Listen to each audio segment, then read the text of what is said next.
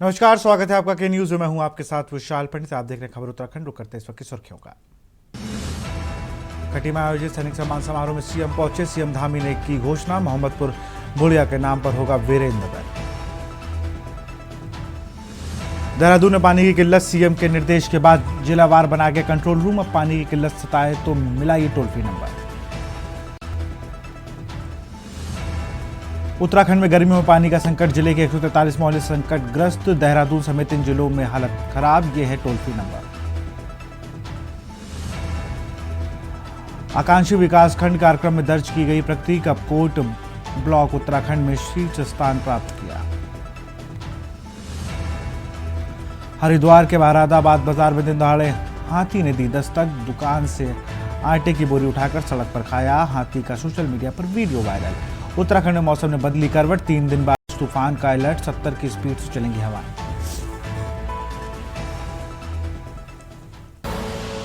आप देख रहे हैं के न्यूज, खबरों का सारथी। उत्तराखंड के मुख्यमंत्री पुष्कर सिंह धामी आज अपने 1 दिवसीय दौरे पर हरिद्वार पहुंचे। भेल हेलीपैड पर भाजपा विधायक और कार्यकर्ताओं ने सीएम धामी का भव्य स्वागत किया। इसके बाद मुख्यमंत्री ने सरस्वती विद्या मंदिर इंटर कॉलेज में आयोजित प्रतिभा सम्मान समारोह में प्रतिभाग किया। इस दौरान मुख्यमंत्री पुष्कर सिंह धामी ने 4 धाम यात्रा की तैयारी को लेकर कहा कि 4 धाम यात्रा की तैयारी अंतिम चरण में है। उन्होंने सभी अधिकारियों की जिम्मेदारी सुनिश्चित की है। 2 दिन पहले 4 धाम यात्रा की तैयारी की समीक्षा बैठक की गई थी।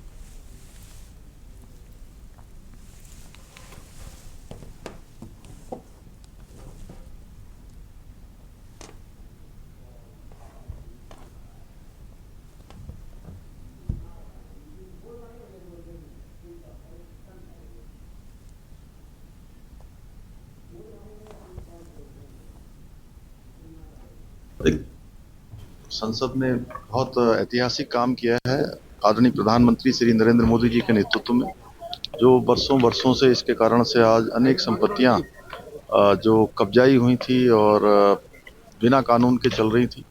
राज्य हो हमारे राज्य के अंदर उत्तराखंड में जो सन 2000 में जब राज्य की स्थापना हुई थी, ये संपत्तियां कुछ हजारों में थी और आज ये संपत्तियां कई हजारों में हो गई हैं। इसलिए ऐसी सभी संपत्तियां सरकार के काम आएंगी, लोगों के लिए काम आएंगी और विकास के काम होंगे और कानूनी तरीके से होंगे।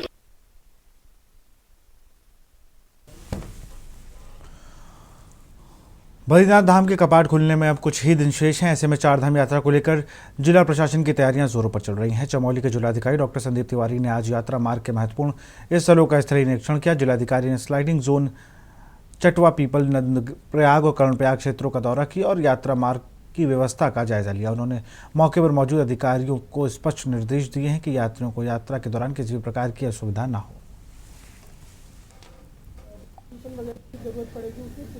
मुख्यमंत्री जी के निर्देशों में आज सभी विभाग और कप्तान साहब और मैं यहाँ आए हैं गोचर में, और हमने चमोली से जो हमारे काम चल रहे हैं नंदप्रयाग, चटवा पीपल, कर्णप्रयाग, जहाँ जहाँ पे स्लाइडिंग जोन डेवलप हुए थे उनका भी निरीक्षण किया। तो कार्य की प्रगति संतोषजनक है और नंदप्रयाग में अभी थोड़ा तेजी लाने की आवश्यकता है, जो NHIDCL को निर्देशित कर दिया गया है। उसके अतिरिक्त क्योंकि ये हमारा एंट्री पॉइंट रहता है कमेड़ा का और गौचर का, तो यहाँ जो गौचर का मैदान है, यहाँ टेम्परेरी व्यवस्थाएं हमारे द्वारा की जाती हैं। जहाँ जहाँ अभी कार्य चल रहा है, जो संबंधित एजेंसी है उन्हें भी त्वरित कार्रवाई के लिए बोला गया ताकि यात्रा से पहले जो है मार्ग सुचारू रूप से चालू हो सके।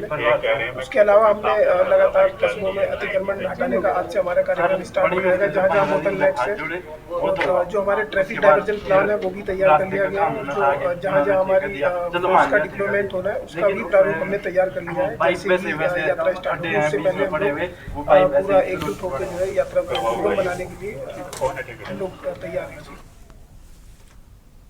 खबर हरिद्वार से है, जहां 4 धाम यात्रा को लेकर प्रशासनिक तैयारियां अपने अंतिम चरण में है। 4 धाम यात्रा के प्रवेश द्वार कहे जाने वाले हरिद्वार में यात्रा को लेकर डीएम और एसपी ने ग्राउंड जीरो पर जाकर तैयारियों की समीक्षा की है। 4 धाम यात्रा से इस बार हरिद्वार में 4 होल्डिंग पॉइंट बनाए गए हैं, जहां पर यात्रियों के रुकने से लेकर तमाम तरह की व्यवस्थाएं की जाएंगी।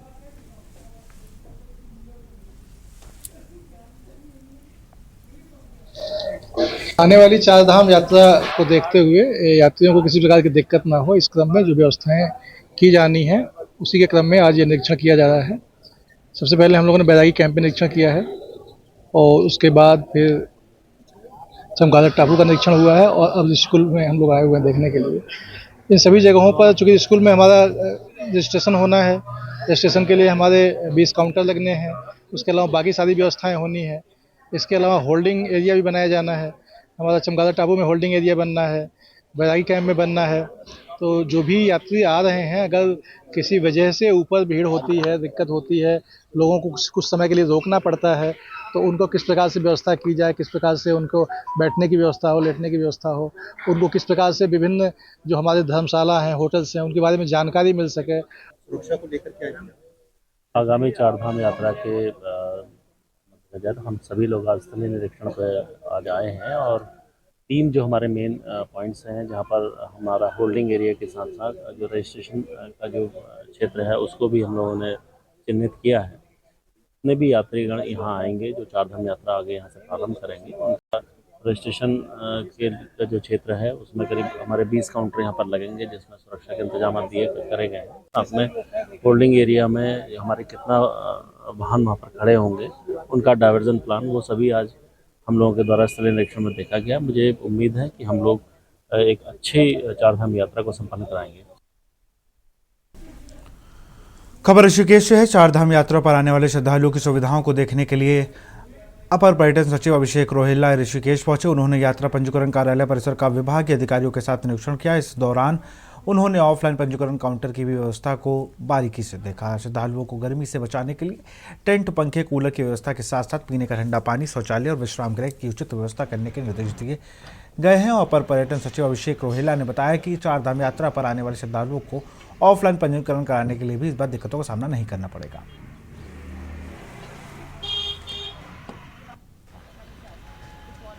जी हाँ, ऋषिकेश स्थित जो यात्रा का ट्रांजिट कैंप है इसमें पंजीकरण व्यवस्थाओं के लिए जो प्रबंध किए जाने हैं उनका निरीक्षण किया गया है और कुछ कार्य अभी किए जाने हैं, उनके लिए दिशा निर्देश दिए गए हैं और प्रयास ये कि समयबद्ध रूप से सभी कार्यों को संपादित कर लिया जाए।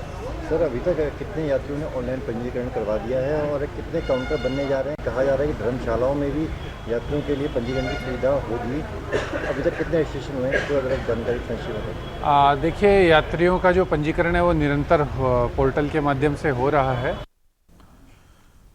चारधाम यात्रा व्यवस्थाओं को लेकर सीमा सड़क संगठन सड़क मार्गों को ठीक कराने के दिन रात जुटा हुआ है। धारसू से उत्तरकाशी तक 2 डेंजर जोन जिन पर तेजी से काम चल रहा है। गंगवानी से डबरानी का चौड़ीकरण कार्य चल रहा है। गंगवानी से भटवाड़ी तक 15 किलोमीटर पेंटिंग पूरी हो गई है और 20 अप्रैल तक हिना तक कार्य पूरा होगा। उन्होंने बताया कि चारधाम यात्रा सूखी टॉप से गंगानी तक यात्रा खोले से पहले ठीक कर दिया जाएगा। हमारे दोनों धामों में जो हमारी यात्रा मार्ग है लगभग 100 करोड़ रुपए का काम चल रहा है, चाहे वो भारत सरकार की संस्थाएं हों, राज्य सरकार की संस्थाएं हों या जिला स्तर के जो हमारे विभाग हैं उनके स्तर से। उसमें हमारा ये सिलक्यारा से लेके पोल गांव तक जो हमारा लगभग 25 किलोमीटर के आसपास स्ट्रेच होगा, इसमें एक तो डामरीकरण करवा रहे हैं, वो चल रहा है, तो बिल्कुल तीव्र गति से चल रहा है। दूसरा, उनसे भी कुछ जो चौक पॉइंट है उसको क्लियर करवा रहे हैं।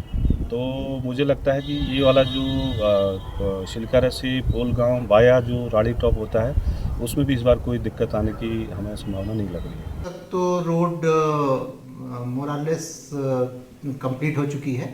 धरासू से उत्तरकाशी में हमारे 2 चौक पॉइंट्स हैं, एक रतूड़ी सिरा है और एक बंदरकोट है। हमारा प्रयास है कि बंदरकोट हम 20 अप्रैल तक क्लियर कर दें और उसमें जो चौड़ा 12 मीटर की जो चौड़ी सड़क है वो हम यात्रियों को दें और रतूड़ी सेड़ा भी हम 10 मीटर कटिंग करके और वो चौड़ीकरण कर देंगे और जो छोटे मोटे काम होंगे वो हम यात्रा सीजन में करते रहेंगे। खबर उधम सिंह नगर से। कांग्रेस के उधम सिंह नगर जिला अध्यक्ष हिमांशु गाबा ने अपने तय कार्यक्रम के अनुसार आज खटीमा पहुंचे और कांग्रेस विधायक कार्यालय में बैठक की, जिसमें उन्होंने कहा कि राहुल गांधी ने पायलट प्रोजेक्ट के तहत मेरा वोट मेरा अधिकार के तहत कार्यक्रम की शुरुआत उत्तराखंड में की है, जिसमें 2024 में वोटर लिस्ट नाम था। वोटरों के नाम काटे गए, उनकी चिन्हीकरण कर आरटीआई पार्टी कार्यकर्ताओं के द्वारा संबंधित अधिकारियों को लगाई जाएगी और यह कार्य बूथ लेवल और हर ब्लॉक स्तर पर कार्य किया जाएगा।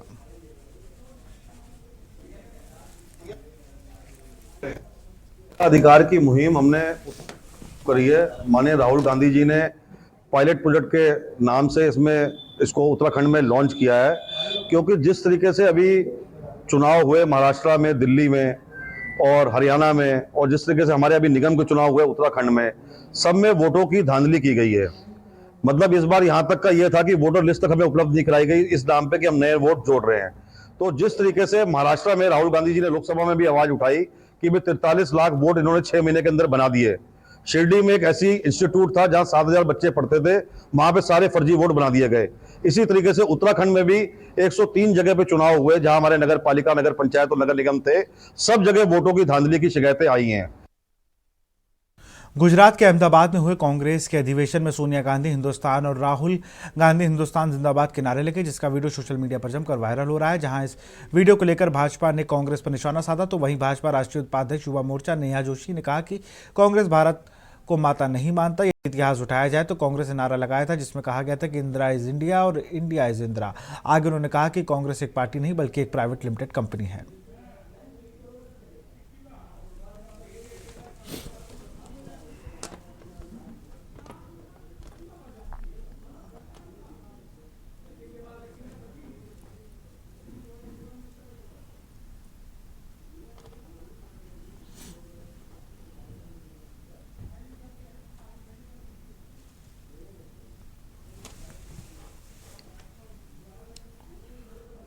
खबर देहरादून से है। चारधाम यात्रा 20 अप्रैल से शुरू हो रही यात्रा को सुगम और सुरक्षित बनाने के लिए शासन प्रशासन तैयारी में जुटा हुआ है। इस बीच परिवहन विभाग के चारधाम यात्रा के लिए एडवाइजरी जारी की है। इसके तहत पर्वतीय मार्गों को रात के समय व्यावसायिक वाहनों के संचालन पूरी तरह से रोक लगाई गई है। यात्री 10 बजे से सुबह 4 बजे तक कोई भी व्यावसायिक वाहन यात्रा मार्गों पर नहीं चला सकेंगे। ARTO प्रशासन चक्रपाणी मिश्रा ने बताया कि पहाड़ी मार्गों पर ड्राइविंग के लिए दक्षता अनिवार्य रहेगी।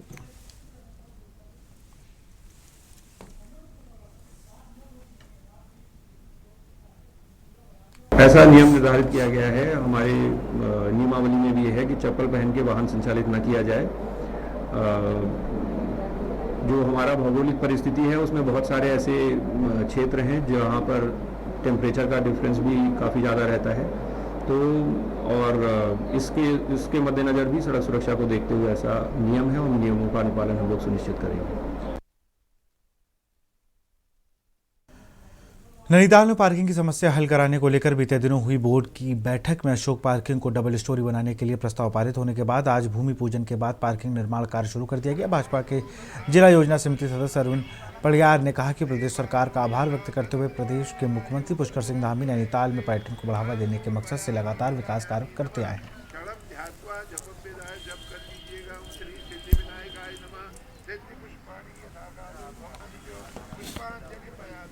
पार्टी की सरकार लगातार नैनीताल को अपना सहयोग और आशीर्वाद दे रही है। नैनीताल नगर में लगातार विकास कार्य हो रहे हैं, जिसके तहत आज नैनीताल नगर पालिका के ठीक बगल में अशोक पार्किंग में अशोक हॉल के पास जो एक बड़ी दुमंजिला पार्किंग बनाई जा रही है, जिसकी सौगात शहर के लोगों को दी जा रही है। भारतीय जनता पार्टी की सरकार ने इसके लिए अभी लगभग 4 करोड़ रुपया अवमुक्त किया है और आगे भी जो भी जरूरतें पड़ेंगी उसके लिए इसको आगे बढ़ाया जाएगा। पैसे की कहीं कोई कमी नहीं होगी। सरकार लगातार बलिया नाला से लेकर के आंतरिक मार्गों से लेकर के DSB के पास की पहाड़ी को बचाने से लेकर के सारे कार्यों को लगातार अपनी महत्वपूर्ण योजनाओं में शामिल करके उनको आगे बढ़ा रही है।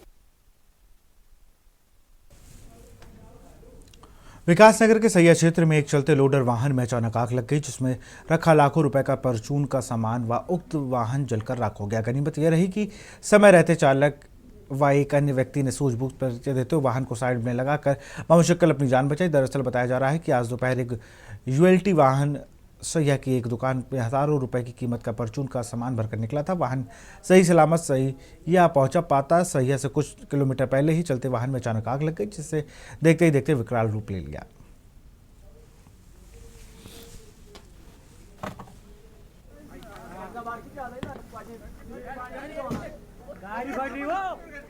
उसमें गाड़ी तो खत्म है गाड़ी आ रही बस। और यहाँ रुकते एक छोटे से ब्रेक के लिए। आप देख रहे हैं के न्यूज, खबरों का सारथी। ब्रेक के बाद आपका स्वागत है। उत्तराखंड की राजधानी देहरादून के मेयर सौरभ थपलियाल और नगर आयुक्त नमामि बंसल के नेतृत्व में नगर निगम की टीम ने आखिरकार एक व्यक्ति को पट्टे पर दिए गए नगर निगम गौशाला पर छापा मारा और पाया कि गाय की दयनीय हालत है और उनमें से कई की मौत होने वाली है और रिकॉर्ड के मुताबिक गायों की संख्या कम पाई गई। नगर निगम की टीम ने मौके पर पहुंचकर एक्सपायर हो चुकी दवाइयों भी मिली। लगातार शिकायतों के बावजूद नगर निगम देहरादून शंकरपुर गौशाला के कुप्रबंधन के खिलाफ निर्णायक कार्रवाई करने में विफल रहा। महापौर सौरभ थपलियाल के नेतृत्व में हाल ही में किए गए औचक निरीक्षण ने एक बार फिर घोर अनियमितताओं को उजागर किया है, जिससे नगर निगम की जवाबदेही पर गंभीर चिंताएं पैदा हुई। आपको बता दें कि इससे पहले भी प्रदेश में गौशालाओं की दयनीय स्थिति देखने को मिली थी, जिसमें गौ हत्या, गौचारा, अस्वस्थ गौमाता जैसी अनियमितताएं पाई गई।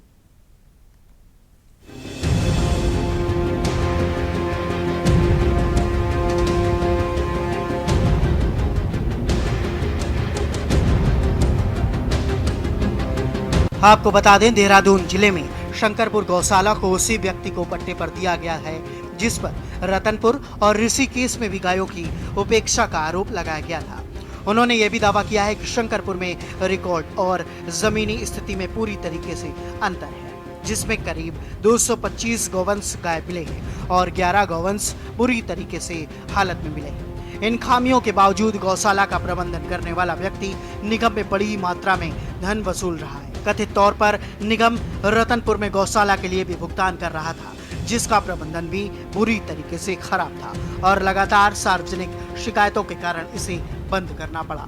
इस मामले में कई संगठनों ने निगम अधिकारियों द्वारा कोई कार्रवाई किए जाने से पहले पशुपालन मंत्री सौरभ बहुगुणा, जिलाधिकारी सविन बंसल से मिलना पड़ा था। उन्होंने जिलाधिकारी और मुख्य नगर आयुक्त को 14 सूत्रीय मांग पत्र सौंपा था, जिसमें क्रूरता और अनियमितताओं का ब्यौरा दिया गया था। महापौर के आश्वासन के बावजूद पहले कोई कार्रवाई क्यों नहीं की गई?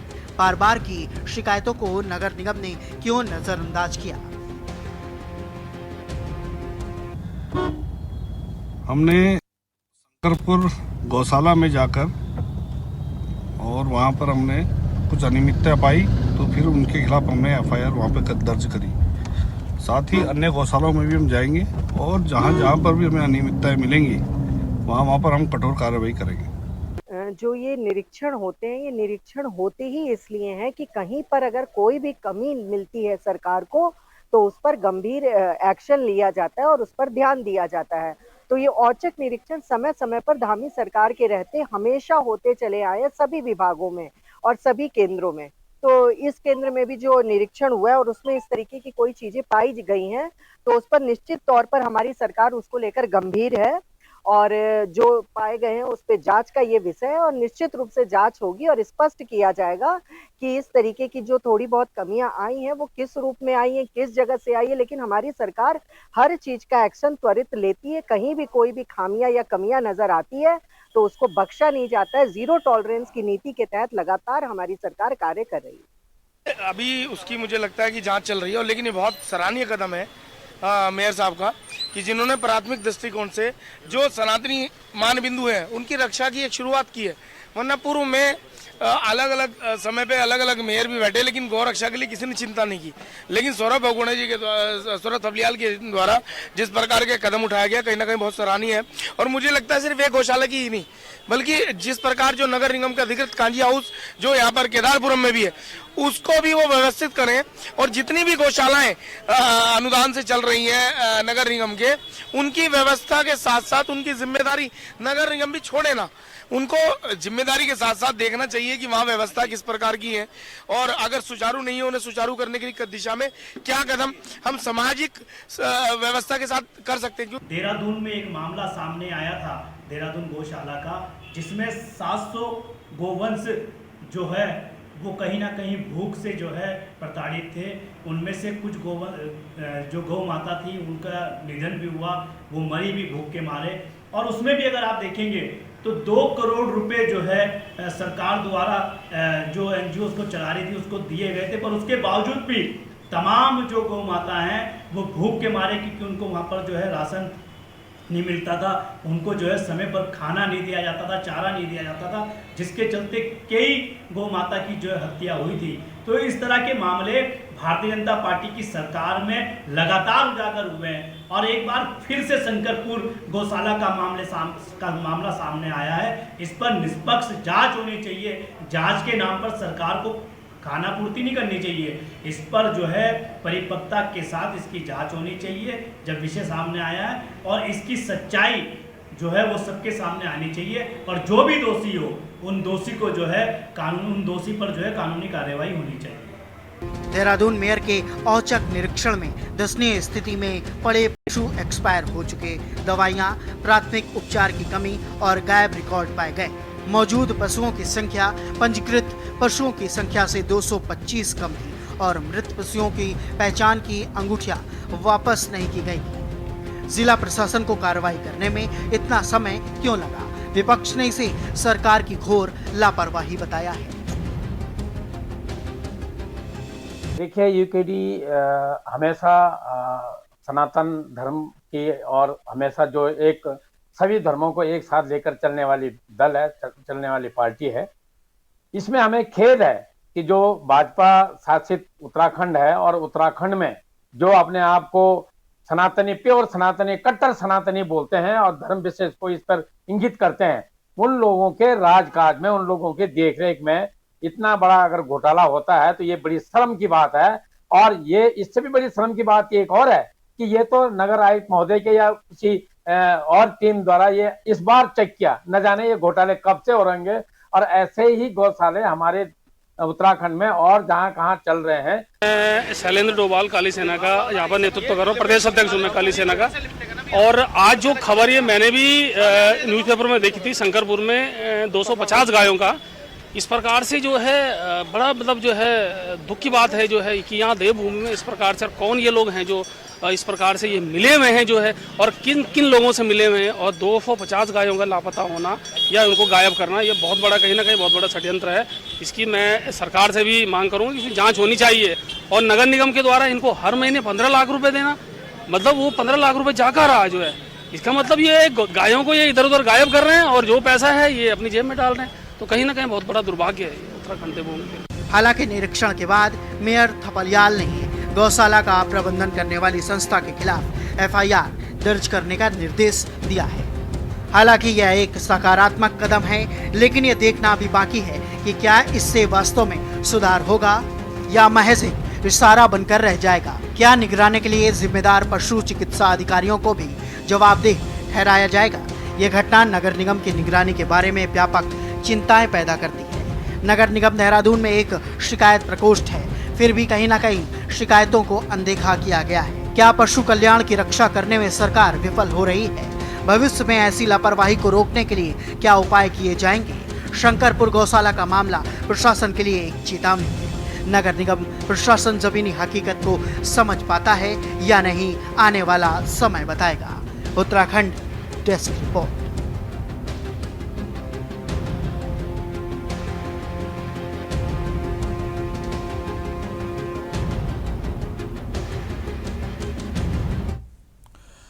बागेश्वर जिले के कपकोट ब्लॉक में नीति आयोग की आकांक्षी विकासखंड कार्यक्रम में उल्लेखनीय प्रगति दर्ज की गई। हाल ही में जारी डेल्टा रैंकिंग में कपकोट ब्लॉक उत्तराखंड में शीर्ष स्थान पर प्राप्त करते हुए राष्ट्रीय स्तर पर 40वें स्थान पर पहुंचा। यह उपलब्धि क्षेत्र के समग्र विकास और प्रशासनिक प्रयासों का प्रमाण है।